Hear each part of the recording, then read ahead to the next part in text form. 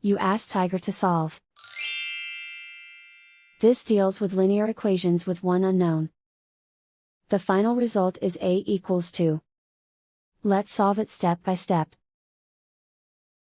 Group all constants on the right side of the equation.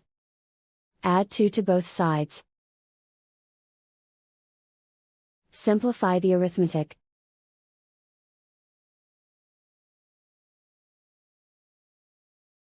Isolate the a.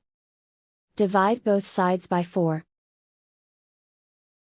Simplify the fraction. Find the greatest common factor of the numerator and denominator. Factor out and cancel the greatest common factor. And so the final result is a equals 2.